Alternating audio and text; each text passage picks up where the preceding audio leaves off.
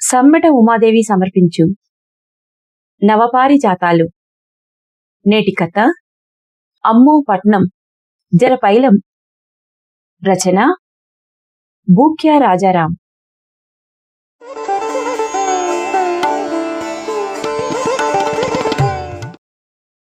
అది వర్షాకాలం. ముసురు బాగా పడుతుంది. ఒకరోజు సాయంత్రం హైదరాబాద్కు బయలుదేరాడు రాజు. వర్షంలో తడుస్తూ తొర్రూరు బస్టాండ్కు చేరుకున్నాడు. అప్పుడే బస్టాండ్ నుండి బస్సు కదులుతుంది. పరిగెత్తి బస్సును అందుకున్నాడు. అయ్యో, సీటు దొరుకుతుందో లేదో అనుకుంటూ బస్సు లోపల అటూ ఇటూ చూశాడు. ఎక్కడా సీటు ఖాళీ కనిపించలేదు. ఆడవాళ్లు కూర్చునే వెనక సీట్లో ఒకే ఒక్క సీటు ఖాళీగా ఉంది. అది చూసి సీట్లో కూర్చున్న వారిని, ఎవరైనా ఉన్నారా, కూర్చోవచ్చా అని అడిగాడు. ఆ సీట్లో కూర్చున్న అతను, ఎవరు లేరు, కూర్చోండి అన్నాడు. వెళ్లి కూర్చున్నాడు రాజు. కాస్త సీట్లో సర్దుకున్నాక అటూ ఇటూ చూశాడు. వెనక పక్క సీట్లో ఎక్కువ మంది కాలేజీ పిల్లలే ఉన్నారు. అలాగే ముందు వరుసలో చూశాడు. తన ముందు 2-3 సీట్లలో పువ్వుల మీద వాలిన తుమ్మెదల గుంపులాగా కాలేజీ అమ్మాయిలు కూర్చొని కాలేజీ ముచ్చట్లు చెప్పుకుంటూ నవ్వుల్లో మునిగి తేలుతున్నారు. ఆ బస్సు మధ్య వరకు ఆర్డినరీ, ఆ తర్వాత ఎక్స్ప్రెస్ అవుతుంది. బస్సు వెళ్తున్న కొద్దీ ఒక్కరొక్కరుగా కాలేజీ పిల్లలు 10-15 మైళ్ల దూరంలోనే అందరూ దిగిపోయారు. తన ముందు సీట్లో ఒక్క అమ్మాయే బస్సు దిగకుండా కూర్చుండిపోయింది. ఆ అమ్మాయి పక్కన సీట్లో కూడా ఎవ్వరూ లేరు. ముందు సీట్లో ఉన్న ముగ్గురిలో ఈ ఒక్క అమ్మాయే కాస్త అందంగా, చూడటానికి బాగుంది. అంతకు ముందు నుంచే ఆ అమ్మాయికేసి చూస్తున్న రాజు ఒక్కతే సీట్లో దిగకుండా ఉండిపోవడం చూశాడు. సరదాగానే అమ్మాయిలంటే కాస్త ఎక్కువగా ఆసక్తి చూపేవాడతను. ఆ ముందు సీట్లో ఉన్న అమ్మాయిని చూసి పలకరిద్దామా అని అనుకున్నాడు. కాని కొద్దిసేపు ఆగిపోయాడు. ఎందుకులే, పలకరిస్తే సరిగ్గా స్పందిస్తుందో లేదో. అనుకూలంగా స్పందిస్తే సరే, ఇంకోలా అయితే అబ్బో, అసలే బస్సులో ఉన్నాం, జరసేపు సంశయించాడు. కాని ఎందుకో ఆ అమ్మాయిని చూస్తూ ఎక్కువసేపు పలకరించకుండా ఆగలేకపోయాడు. ఇక ఏమైనా కాని ఒకసారి పలకరిద్దాం అనుకున్నాడు. ఈసారి కొంచెం ధైర్యం తెచ్చుకొని పలకరించాడు. హలో, ఎక్స్క్యూజ్ మీ అనగానే ఒక్కసారిగా వెనక్కి తిరిగి చూసింది ఆ అమ్మాయి. ఈసారి దగ్గర్నుంచి ఆ అమ్మాయిని నిండుగా చూసేసరికి రాజుకి మతిపోయినట్లయింది. పొద్దుగాలనే పూసిన గులాబీలా, ఆహా ఏముందిరా ఈ అమ్మాయి, ఇట్లాంటి అమ్మాయి దొరికితే చాలదు ఈ జీవితానికి అని అనుకున్నాడు. కొంచెం మాట కలిపేసుకుంటే సరదాగా మాట్లాడుతూ ఎంజాయ్ చేస్తూ వెళ్ళొచ్చు అని అనుకున్నాడు మనసులో. హాయ్, ఏంటి దిగలేదు, మీ స్టాప్ రాలేదా ఇంకా అని అడిగాడు రాజు. లేదు, నేను హైదరాబాద్ వెళ్తున్నాను అంది ఆ అమ్మాయి. ఓహ్, హైదరాబాదా, ఇంకే హైదరాబాద్ వరకు మంచిగా సంబరపడుకుంటూ వెళ్ళొచ్చు అనుకున్నాడు మనసులో. అందుకేనా ఇంకా దిగలేదు, ఒక్కరే వెళ్తున్నారా హైదరాబాద్కి? అవును, ఒక్కదాన్నే వెళ్తున్నాను అని చెప్పింది ఆ అమ్మాయి. అవునా, బస్ ఎక్కినప్పటి నుండి చూస్తున్నా, మీరు కాలేజీకి వెళ్ళొస్తున్నారేమో, అందరిలాగే మీరు దిగిపోతారేమో అనుకున్నా. ఏం చదువుతున్నారు, మీ పేరేంటి ఆతృతగా అడిగాడు రాజు. అంతలోనే సార్, మీరు నాకు తెలుసు అందామె. అలా అనగానే ఒక్క క్షణం ఆలోచించి, సార్ అంటున్నావేంటి, నేను మీకు తెలుసా ఆశ్చర్యంగా అడిగాడు. అప్పుడామె, సార్, నా పేరు మానస, నేను మీ స్టూడెంట్ని అంది. అప్పటికి తన సీట్లో ఒక్కతే కూర్చుంది. ఓహ్ అవునా, సరే ఇక్కడికొచ్చేయ్, ఇద్దరం ఒక దగ్గరే కూర్చుందాం అన్నాడు రాజు. లే సార్, మీరే నా దగ్గరికొచ్చేయండి, నాకు విండో సీట్ అంటే ఇష్టం. అవునా, అయితే సరే, నేనే నీ దగ్గరికి వస్తా అని మానస పక్కకి వెళ్లి కూర్చున్నాడు రాజు.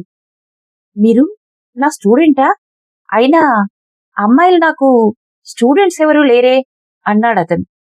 అప్పుడు ఆ అమ్మాయి మాట్లాడుతూ, కరెక్టే సార్, నేను మీకు డైరెక్ట్ స్టూడెంట్ని కాదు.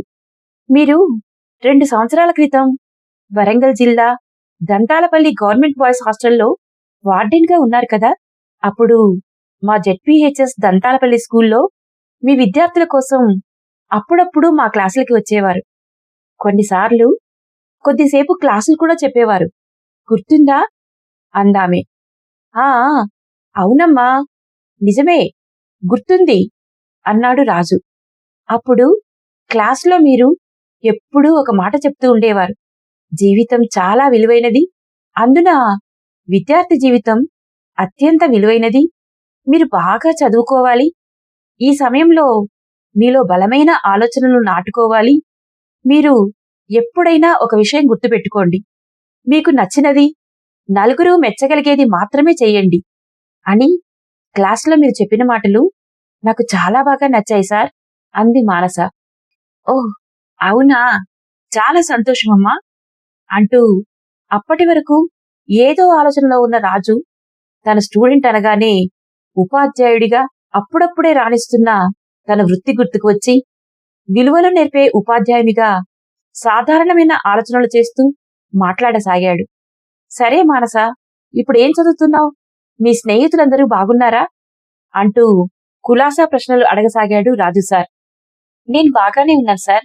ఇంటర్మీడియట్ 2వ సంవత్సరం చదువుతున్నాను. మా స్నేహితులు చాలా మంది ఇంటర్మీడియట్ చేస్తున్నారు. కొందరికి పెళ్లిళ్లు కూడా అయిపోయినాయి సార్ ఎగ్జైటింగ్ గా అంది మానస. అది సరే, ఇప్పుడు హైదరాబాద్కి ఒక్కదానివే ఎందుకు వెళ్తున్నావు? మా అక్క హైదరాబాద్లో ఉంటుంది సార్. నన్ను రమ్మని చెప్పింది, అందుకే వెళ్తున్నాను సార్. అవునమ్మా, ఇప్పుడు కాలేజీ ఉంది కదా, హాలిడేస్లో వెళ్ళకపోయావా?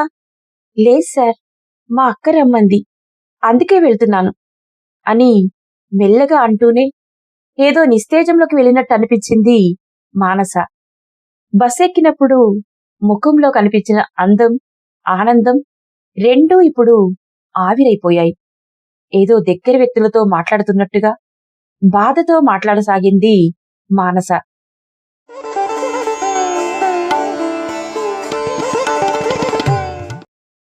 అప్పటికే 2:30 గంటల ప్రయాణం పూర్తయింది. ఇంకో గంటన్నరైతే పట్నం వచ్చేస్తుంది అనగా రాజు మానస మొహంలో ఆందోళన గమనించాడు. ఏదో కొంచెం సందేహం కలిగింది. ఇంతకీ హైదరాబాద్లో మీ అక్క ఏం చేస్తారు, ఎక్కడుంటారు, నిన్నెందుకు రమ్మని చెప్పింది అని అడిగాడు. వెంటనే మానస, ఏమీ లేదు సార్, మా అక్క హైదరాబాద్లో ఏదో జాబ్ ఇప్పిస్తాను, వచ్చేయమని చెప్పింది, అందుకే వెళ్తున్నా అన్నది. నీవిప్పుడు ఇంటర్మీడియట్ చదువుతున్నావు కదా, అప్పుడే నీకు హైదరాబాద్ వెళ్ళి ఉద్యోగం చేయాల్సిన అవసరం ఏమొచ్చింది? ఇంతకీ ఏమా ఉద్యోగం అడిగాడు. వెంటనే మానస తన బ్యాగులో నుంచి ఒక నోట్బుక్ తీసి అందులో నుంచి చిన్న పేపర్ కటింగ్ రాజుకు చూపించింది. అందులో వెంటనే కావలను, ఉద్యోగం గ్యారెంటీ, లగేజ్ సర్దుకొని వచ్చేయండి, నెలకి 15,000 నుండి 20,000 వరకు సంపాదించవచ్చు అని ఉంది. వెంటనే రాజుకి అనుమానం వచ్చింది. ఏమమ్మాయి, ఈ ఉద్యోగం మీ అక్కిప్పిస్తానని చెప్పిందా అడిగాడు. లేదు సార్, నిన్నటి ఈనాడు పేపర్లో ఈ అడ్వర్టైజ్మెంట్ వచ్చింది, దీంట్లో ఉన్న నెంబర్కి కాల్ చేస్తే ఎవరో అక్క మాట్లాడింది, నీకు ఏ ఉద్యోగం కావాలన్నా ఇప్పిస్తా, వచ్చేయండి, అందుకే వెళ్తున్నా అన్నది మానస. ఈ మాట వినగానే రాజుకి మానస భవిష్యత్తు కళ్ల ముందు కనిపించింది. ఒక్కసారిగా కళ్ళు బైర్లు కమ్మాయి. నేటి కాలంలో ఒంటరి మహిళల పరిస్థితి, అందున అమాయకమైన అమ్మాయి ఎవరో ముక్కుముఖం తెలియని వాళ్ళ దగ్గర జాబ్ కోసం వెళ్లడం, అది కూడా పేపర్ అడ్వర్టైజ్మెంట్ చూసి వెళ్లడం. అసలు పేపర్ అడ్వర్టైజ్మెంట్ అంటేనే మోసం. అటువంటిది అడ్వర్టైజ్మెంట్ చూసి 18 ఏళ్ల అందమైన అమ్మాయి ఇంట్లో ఎవరికీ చెప్పకుండా వెళుతుంటే అసలు ఈ అమ్మాయి పులినోట్లో తలకాయ పెట్టడానికి పోతున్నట్టుగా, గొర్రె కషాయాన్ని నమ్మినట్టుగా అనిపించింది రాజుకి. అంతకు ముందు రోజే పేపర్లో చూసిన సంఘటన కళ్ల ముందు కదలాడింది అతనికి. హైదరాబాద్ నడిబొడ్డున పంజాగుట్టలో యుక్త వయసులో ఉన్న ఒక అమ్మాయి అర్ధరాత్రి బస్సు కోసం ఎదురుచూస్తుండగా 4 గుర్తు తెలియని దుండగులు నోట్లో గుడ్డలు పెట్టి కారులో లాక్కెళ్లి 4 రోజుల పాటు అఘాయిత్యం చేసి చంపేసి ఒక పెద్ద సూట్ కేసులో మూటగట్టి అదే బస్టాప్లో వదిలి వెళ్లిన సంఘటన. వాళ్లకు ఒక మహిళ కూడా సహకారం అందించినట్టు గుర్తు. అటువంటిది ఏమీ తెలియని ఈ అమాయకమైన పిల్ల హైదరాబాద్కి రావటం ఎంత ప్రమాదమో అర్థమైందతనికి. హైదరాబాదులో జరుగుతున్న అనేకమైన సంఘటనలను ఆమె కళ్ల ముందుంచాడు రాజు. అది విన్నాక మానస గుండెలో గుబులు పుట్టింది. బస్సు ఏదో లోయలో పడిపోతున్నట్టుగా, కాలి కింద నేల జారిపోతున్నట్టుగా మనసులో భయాందోళనలు మొదలయ్యాయి. అప్పుడే తన భవిష్యత్తు గుర్తుకొచ్చి ఇంట్లో గొడవపడి ఎవరికీ చెప్పకుండా వచ్చిన సంగతి, అమ్మ, నాన్న, చెల్లి, తమ్ముడు గుర్తుకు వచ్చి వర్షానికి ముందు ముసురుకున్న మబ్బుల్లాగా కళ్లల్లో నీళ్లు ముసురుకున్నాయి. ఒక్కసారిగా లావా ఉప్పొంగినట్టుగా రాజును పట్టుకొని ఏడవసాగింది మానస. అది చూసి షాక్కు గురైన రాజు, అయ్యో, ఏమైంది మానస, ఏమైంది అని అడిగాడు. ఇక అసలు విషయం చెప్పసాగింది. ఇంట్లో తాను గొడవపడి వచ్చానని, తాను చదువుతుంటే వాళ్ళ నాన్న తాగి రోజూ గొడవ చేస్తాడని, అమ్మని కూడా కొడతాడని, తనను, చెల్లిని, తమ్ముణ్ణి పట్టించుకోకపోగా బండ బూతులు తిడతాడని, అందుకే తట్టుకోలేక ఇంట్లో చెప్పకుండా వచ్చేశానని చెప్పసాగింది మానస. రాజు అనుమానం మరింత ఎక్కువైంది. నువ్వు చదువుతుంటే మీ నాన్న తిడుతున్నాడా, లేక నువ్వు వేరే ఇంకెవరైనా అబ్బాయిలతో మాట్లాడితే తిడుతున్నాడా అడిగాడు రాజు. అలా ఏం లేదు సార్ అంటూనే నీళ్లు నములుతూ, అవును సార్, అలా కూడా తిడతాడు. వాస్తవానికి నేనెవ్వరితోనూ మాట్లాడడం కూడా మాట్లాడను అంది మానస. అప్పటికి రాజుకి చాలా విషయాలు అవగాహనలోనికి వచ్చాయి. ఇంట్లో వాళ్ళ నాన్న మంచి తాగుబోతని, ఇంట్లో చదువుకునే వాతావరణం లేదని, అందున వాళ్ళ చెల్లిని, తమ్ముడిని ఇంట్లో వాళ్ళు పట్టించుకుంటారని, మానస వేరే అబ్బాయిలతో మాట్లాడుతుందని అనుమానం కూడా వాళ్ళ నాన్నకి ఉందని అర్థమైంది. అప్పుడు రాజుకి విషయమంతా అర్థమై ఇక హితబోధ చేయసాగాడు. అమ్మాయి మానస, నీవు వెళ్తున్నది ఏమాత్రం కరెక్ట్ కాదు. నువ్వు వెంటనే బస్సు దిగి తిరిగి ఇంటికి వెళ్ళిపో. అసలే మీ వాళ్ళు కాని, మీకు తెలిసిన వాళ్ళు కాని హైదరాబాదులో ఎవ్వరూ లేరంటున్నావు అన్నాడు రాజు. అప్పుడు మానస, లేదు సార్, నేను తిరిగి ఇంటికి వెళ్ళను కాక వెళ్ళను. ఇంట్లో గొడవపడి వచ్చాను. మళ్ళీ ఇంటికి వెళ్లి ముఖం చూపించుకోలేను అన్నది. 18 ఏళ్ల ప్రాయం కదా. అదేదో బాల మనోవిజ్ఞాన శాస్త్రవేత్త స్టాన్లీ హాల్ అన్నట్టు ఒత్తిడి, ప్రయాస, జగడాలతో కూడుకున్నటువంటి దశ.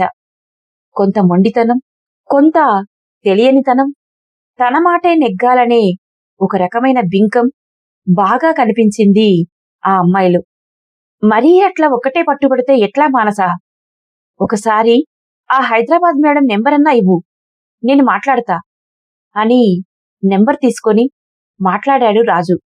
మేడం, ఈ అమ్మాయి ఒక్కతే వస్తుంది, అది కూడా ఇంట్లో గొడవపడి, ఎవరికీ చెప్పకుండా, కేవలం మీరు చెప్పిన మాటనే నమ్మి వస్తుంది. ఈ అమ్మాయికి ఏమీ కాదు కదా, ఏమైనా అయితే అంతా మీదే కదా బాధ్యత. అసలే హైదరాబాదులో ఎవరిని నమ్మాలో ఎవరిని నమ్మకూడదో తెలియదు అని గట్టిగానే అడిగాడు రాజు. అవతల నుంచి నీళ్లు నములుతూ, అదేం లేదు సార్, అంతా మేం చూసుకుంటాం అని చెప్పి వెంటనే ఫోన్ పెట్టేసింది. ఇక రాజుకి సందేహం మరింత ముదిరింది. అమ్మాయి మానస, ఎట్టి పరిస్థితుల్లోనూ నువ్వు ఆమె దగ్గరికి వెళ్ళడం ఏమాత్రం మంచిది కాదు.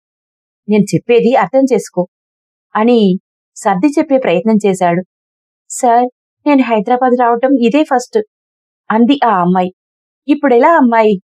నన్ను మీరెట్లాగో తీసుకెళ్లి ఆ అడ్రస్కు దించిరండి సార్ అని ఏడవసాగింది.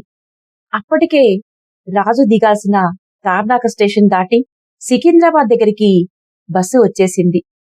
సికింద్రాబాద్ స్టేషన్లో ఇద్దరూ దిగిపోయారు.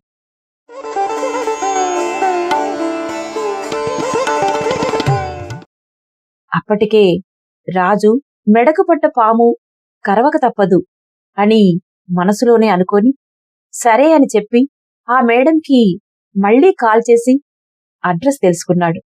అది ఎక్కడా అంటే లింగంపల్లి నుంచి ఇంకో 4 కిలోమీటర్ల అవతల. సికింద్రాబాద్ నుంచి దాదాపుగా 35 కిలోమీటర్లు. ఇప్పుడు రాజు పరిస్థితి ఎట్లా ఉందంటే, వదిలి వెళ్లలేక, తీసుకొని పోలేక, కప్పని మింగిన పామోలే ఎటూ కదలని పరిస్థితి. మానస భయపడుతూ, లేదు సార్, ఇప్పుడు నేను తిరిగి ఇంటికి వెళ్ళలేను సార్ అన్నది. అప్పటికి సాయంత్రం 7 ఎంత చెప్పి చూసినా మానస వినడం లేదు. సరే మానస, నీవు మీ ఇంటికైతే వెళ్ళావు కదా, మీకు హైదరాబాద్లో ఇంకా ఎవరూ లేరు కదా, ఇక తిరిగి ఇంటికి వెళ్లే సమయం కూడా లేదు. కాబట్టి నాతో వచ్చేయి. రేపు మీ వాళ్లను హైదరాబాద్కి రమ్మని చెప్పి వాళ్లతో మీ ఇంటికి పంపించేస్తాను అన్నాడు రాజు. నా రూంలో ఎవరూ లేరు. నేను నీకు ఎటువంటి ఇబ్బంది కలగకుండా జాగ్రత్తగా చూసుకుంటాను అన్నాడు. ఎంత చెప్పినా మానస వినలేదు. సార్, నేనెట్లాగైనా ఆ జాబిస్తా అన్న అక్క దగ్గరికి వెళ్ళిపోతా అని ఏడవసాగింది. మరి ఎట్లా? ఒక్కదానివే వెళ్ళిపోగలుగుతావా అని అడిగాడు. నాకేం తెలియదు సార్, హైదరాబాద్ రావటం ఇదే ఫస్ట్ అంది ఏడుస్తూ. ఇప్పుడెలా అనుకున్నాడు రాజు. సార్, నన్ను ఎట్లాగో తీసుకెళ్ళి ఆ అడ్రస్కు దించిరండి సార్, ప్లీజ్ సార్ అంటూ మరింత ఏడవసాగింది ఆ అమ్మాయి. ఆమె బాధను, మొండితనాన్ని చూసిన రాజు ఇక పరిస్థితి తన అధీనంలో లేదని గ్రహించాడు.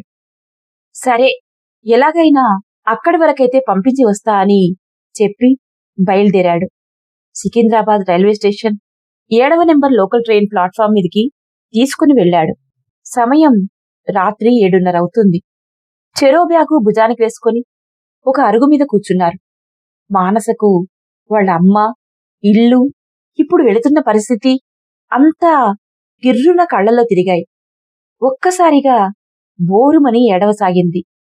రాజు ఆ అమ్మాయిని ఏడోకమ్మాయి, ఏడోకు అని సర్ది చెప్తూ ఒకసారి చుట్టూ ఉన్న జనాలను గమనించాడు. అందరూ వాళ్లనే చూస్తున్నారు.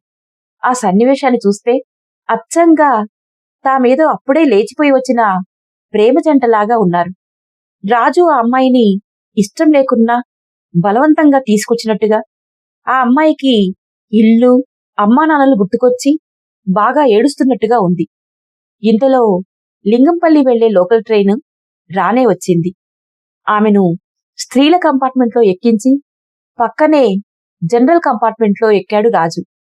ఇద్దరి మధ్య జాలి తెర ఉంది. అప్పుడు రాజు మనసులో ఏదో ఒక రకమైన ఆందోళన మొదలైంది. ఈ అమ్మాయికి ఎంత చెప్తున్నా వినకుండా డేంజర్ జోన్లోకి వెళ్తోంది. అక్కడ రేపు ఏమైనా జరగరానిది జరిగితే ఆ అమ్మాయిని ఇక్కడి వరకు తీసుకొచ్చింది ఎవరు, ఏంటి అని పోలీసులు వాకప్ చేసి నన్ను దొరకబట్టిస్తే ఎట్లా అని తానే ఏదో తప్పు చేసినట్టు లోలోన ఆలోచించసాగాడు. ఏదో నా మానాన నేను వెళ్లకుండా గాలికి పోయేదాన్ని ఎక్కడో తగిలించుకున్నట్టుగా ఇదే నా మెడకు చుట్టుకునేలా ఉంది అనుకున్నాడు. అబ్బో, అలా జరగకూడదు. అసలే కష్టపడుకుంటూ ఊరి దగ్గరలో ఉన్న చిన్న వార్డెన్ ఉద్యోగం వదులుకొని మరేదో చిన్న ఉద్యోగం కోసం హైదరాబాద్కి వచ్చి 6 నెలలు కూడా కాలేదు. ఇంట్లో చేతకాని అమ్మా నాన్నలు. తనకు ఈ కేస్ మెడకు చుట్టుకొని ఒకవేళ పోలీస్ స్టేషన్కి వెళ్లవలసి వస్తే ఎట్లా అని నానా రకాలుగా ఆలోచించసాగాడు రాజు. ఇంతలో లింగంపల్లి స్టేషన్ రానే వచ్చింది. ఇద్దరూ స్టేషన్లో దిగి అక్కడ్నుంచి ఇంకో ఆటో ఎక్కి ఆ మేడం చెప్పిన అడ్రస్కి దగ్గరలో బస్టాప్కి చేరుకున్నారు. ఆ మేడంకి తను ఫోన్ చేయకుండా మానసతో ఫోన్ చేయించాడు. ఎందుకంటే ఇక్కడి వరకు రాజు ఆ అమ్మాయితో వచ్చినట్టుగా తెలియకుండా ఉండాలని జాగ్రత్త పడ్డాడు. ఆ మేడం ఓ 14 ఏళ్ల బాలుణ్ణి అక్కడికి పంపించింది. అతను వస్తున్నది చూసి రాజు వెంటనే ఆ అమ్మాయికి బస్సులో మాట్లాడుతూ ఇచ్చిన తన మొబైల్ నెంబర్ గుర్తుకు వచ్చి, ఇదిగో అమ్మాయి మానస, నా మొబైల్ నెంబర్ నీ దగ్గరే ఉంది, దాన్ని నోట్బుక్లో నుంచి కొట్టేసేయి, ఎవరికీ ఇవ్వకు, జాగ్రత్త అని చెప్పి ఆ అమ్మాయికి దూరంగా వెళ్ళిపోయాడు. ఆ అబ్బాయి వచ్చి మానసను తీసుకెళ్లే వరకు అక్కడే ఉండి ఆ తర్వాత బయలుదేరాడు. అప్పటికే సమయం రాత్రి 10 అవుతుంది. రాజు తిరిగి బయలుదేరి, అమ్మయ్యా అనుకున్నాడు.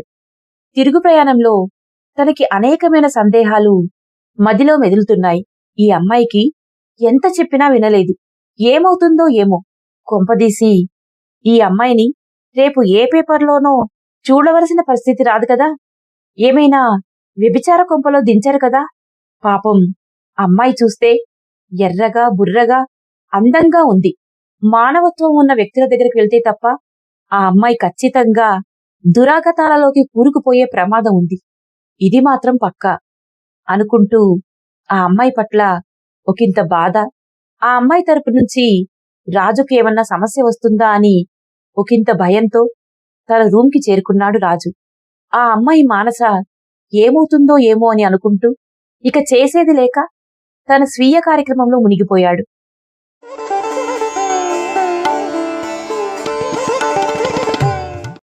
రాజు హైదరాబాద్లోని రాజ్భవన్ రోడ్లో ఉన్న ఒక ప్రైవేట్ కంపెనీలో టెలికాలర్గా ఉద్యోగం చేస్తున్నాడు. రోజులాగే తన మిత్రులతో కలిసి వెళ్లి వస్తున్నాడు.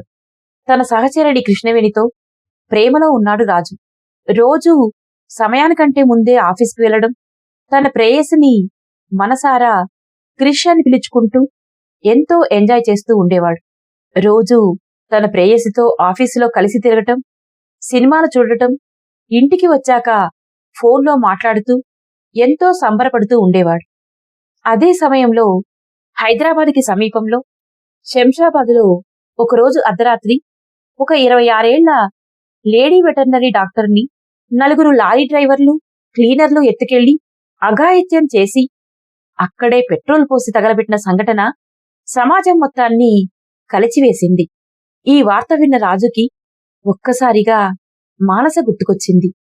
అరే, ఆ కుందనపు బొమ్మలాంటి అమ్మాయిని అలా వదిలేసి వచ్చాను కదా, ఏమైందో ఏమో పాపం, మళ్ళీ ఏమీ తెలియరాలేదే అని గుర్తు చేసుకుంటూ ఆలోచనలో పడ్డాడు రాజు. ఎన్ని రోజులు గడిచినా ఆ అమ్మాయి గురించి ఏమీ తెలియరాలేదే, ఏం చేద్దాం? ఒకసారి వాళ్ళ ఊరికి లేదా ఆమె చదువుకున్న పాఠశాలకు వెళ్లి ఏమన్నా వాకప్ చేద్దామా? లేదా ఆ రోజు రాత్రి హైదరాబాద్లోని లింగంపల్లికి దగ్గరలో వదిలేసి వచ్చాను కదా, అక్కడికి వెళ్లి ఏమన్నా వాకప్ చేద్దామా అని నానా రకాలుగా రోజూ ఆలోచిస్తూనే ఉన్నాడు రాజు. ఒక 2-3 సార్లు అర్ధరాత్రి దాటిన తర్వాత కొత్త నెంబర్ నుంచి ఫోన్ రావడం గమనించాడు రాజు. అది మానసగిట్ల కావచ్చునా అని అనుకున్నాడు. అలా మరొక రోజు రాత్రి 12-1 గంట ప్రాంతాన ఒక కొత్త నెంబర్ నుంచి ఫోన్ వచ్చింది. ఈసారి లిఫ్ట్ చేసి హలో అన్నాడు. అవతల నుంచి దిగాలుగా దీనమైన గొంతుతో ఏడుస్తూ ఆ అమ్మాయి సార్ అంది. ఎవరమ్మా, ఎవరు నువ్వు, ఎందుకు ఏడుస్తున్నావు అడిగాడు రాజు. అవతల నుంచి సార్, నేను మానసను. 2 సంవత్సరాల క్రితం ఒకరోజు తొర్రూరు నుంచి బస్సులో కలిసి వచ్చాం కదా, నన్ను లింగంపల్లిలో వదిలేసి వెళ్లారు కదా, గుర్తుందా సార్ అని ఏడుస్తూ భయపడుతున్న గొంతుతో అంది అవతల నుంచి. అప్పుడు రాజు, ఆ మానసా, నీవా, నీకోసం నేనెంతో ఆలోచిస్తున్నానమ్మా. ఏమైంది, ఎందుకు ఏడుస్తున్నావు, ఎక్కడ ఉన్నావు, ఎలా ఉన్నావు, ఇప్పుడు ఎక్కడ ఉన్నావు, అసలు ఏమైంది? అదే ఆతృతతో కనులు నువ్వుతూ నిద్రమబ్బు నుండి తేరుకుని అడిగాడు. ఆ అమ్మాయి అలాగే బిక్కుబిక్కుమంటూ ఏడుస్తూ ఎంతో ఊపిరి బిగబట్టుకొని మెల్లగా ఏడుపు ఆపేసి చెప్పసాగింది. సార్, ఆ రోజు సాయంత్రం మీరు నన్ను లింగంపల్లిలో దించేసి వెళ్లిపోయారు కదా, ఆ తర్వాత నన్ను ఒక ప్రైవేట్ హాస్టల్లో 1 వారం రోజులు ఉంచారు. ఆ తర్వాత అక్కడి నుంచి ముంబై తీసుకువెళ్లారు. ఎక్కడికి తీసుకెళ్తున్నారు అని అడిగితే మాకు పెద్ద పెద్ద బ్యూటీ పార్లర్లు, షాపులు హైదరాబాద్, ముంబై, బెంగళూరు సిటీలలో ఉన్నాయి. నిన్ను ఇక్కడే పెట్టుకుందాం అనుకున్నాం, కానీ నీ ఫోటో చూసిన తర్వాత ముంబైకి పంపించమని ఈరోజు ఫోన్ వచ్చింది. అందుకే నిన్ను, నీతో పాటు ఇంకో 2 అక్కడికి పంపిస్తున్నాము అన్నారు ఆ మేడం. నాకు ఏదో భయం వేసి ఆ మేడంని మళ్ళీ అడిగాను. మేడం, నన్ను ఇక్కడే ఉంచుకోండి, నేను వెళ్ళను అన్నాను. అంతే. మొదట చాలా తీయగా సొంత అక్కలాగా మాట్లాడిన ఆ మేడం ఒక్కసారిగా ఏంటమ్మా, ఎవరిని ఎక్కడికి పంపించాలనేది మాకు తెలుసు అని అంది, గట్టిగా గద్దిస్తూ. ఆ మేడంకి ఈ అమ్మాయిని చూస్తే అప్పుడే 16 నిండిన పడుచుదనం ఉట్టిపడుతుంది. దీన్ని ఇక్కడి కంటే ముంబై పంపిస్తేనే మంచి రేటొస్తుంది అని అన్నది. నేను అప్పటికే ఇంటి దగ్గర నుంచి వచ్చి వారం గడిచింది. అసలే ఇంటి దగ్గర ఎవరికీ చెప్పకుండా కోపంతో వచ్చాను కదా. వారంలో ఇంటి వాళ్ళపై ఉన్న కోపం పోయి అందరూ బాగా గుర్తుకొచ్చి ఒక్కటే ఏడుస్తున్నాను. పైగా హైదరాబాద్ రావడమే కష్టంగా, భయంగా ఉంటే వీళ్ళేమో ముంబై తీసుకెళ్దామంటున్నారు అంటూ నానా రకాలుగా ఆలోచిస్తూ ఏడుస్తూనే ఆలోచనలో పడిపోయాను. అయినా నన్ను ముంబై తీసుకెళ్లడం ఏంటి? అక్కడ ఇంకెవరు పని చేయడానికి దొరకనట్టు నేనేదో పెద్దగా పని వచ్చిన దానిలాగా నన్నే ముంబైకి తీసుకెళ్దామంటున్నారు అని మనసులో అనుకొని బాగా ఏడ్చి బతిమిలాడాను. అయినా ఆ మేడం నా మాట వినకుండా ముంబైకి పంపించేశారు. ఇక అంతే. అప్పటి నుంచి ఎవరితోనూ సంబంధం లేకుండా తీసుకెళ్లి వ్యభిచార కూపంలో పడేశారు. ఇక అప్పట్నుంచి రోజూ నరకాన్ని అనుభవిస్తున్నాను సార్. రోజూ చచ్చి బతుకుతున్నాను అంది మానస. మంద నుంచి తప్పిపోయి తోడేళ్లకు చిక్కి బతుకు ఛిద్రం చేసుకున్న గొర్రెలాగా ఎరక్కపోయి ఇరుక్కున్నట్టుగా 2 సంవత్సరాల పాటు నేను అనుభవించిన నరకం అంతా ఇంతా కాదు. ఎలాగైనా నన్నిక్కడి నుండి తీసుకెళ్ళండి. ఈ నరకం నుండి నన్ను కాపాడండి సార్. మీకు దండం పెడతాను అంటూ ఏడవసాగింది. విషయమంతా అర్థం చేసుకున్న రాజు హైదరాబాద్ నుంచి ముంబై పోలీసులకు సమాచారం అందించాడు. మర్నాడు మానస వాళ్ళ ఇంటి అడ్రస్ తెలుసుకొని వాళ్ళ నాన్నకు ఫోన్ చేసి విషయమంతా చెప్పాడు. ఇన్నాళ్లుగా తమ బిడ్డ బతికి ఉందో చనిపోయిందో తెలియక ఎంతో ఆందోళన చెందుతున్న తల్లిదండ్రులకు ఆ బిడ్డ ఆచూకీ తెలియడంతో ఒకంత ఆనందం, ఒకంత ఆందోళన మొదలైంది. మానస వాళ్ళ నాన్నకు చదువు రాదు. తను పుట్టిన ఊరే తనకు ప్రపంచం.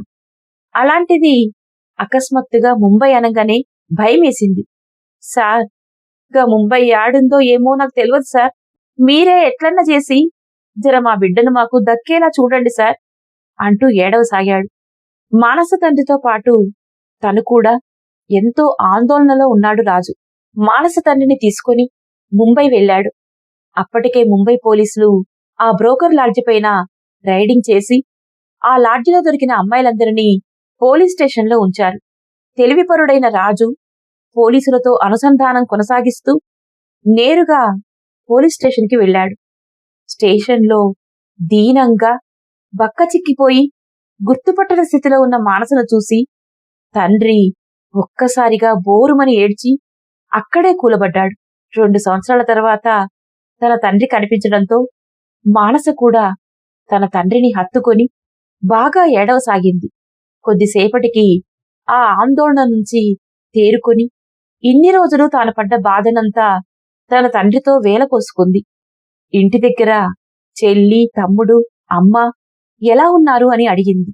బస్సులో ఎంత చెప్పినా వినకుండా తండ్రి మీద కోపంతో తాను కొని తెచ్చుకున్న ఈ కష్టాన్ని గుర్తు చేస్తూ సార్కు క్షమాపణ చెప్పింది మానస. ఈ టీనేజ్లో ఉన్న పిల్లలను ఏమీ అనకూడదని, ఈ వయసులో ఉన్న వారి ఆలోచనలకు స్థిరత్వం ఉండదని, అందుకే వారితో జాగ్రత్తగా ఉండాలని మానస తండ్రితో చెప్పాడు రాజు. మానస, ఆమె తండ్రి రాజు చేసిన ఈ సహాయానికి దండం పెట్టి ధన్యవాదాలు తెలిపారు. ముగ్గురూ సంతోషంతో ఇంటి బాట పట్టారు.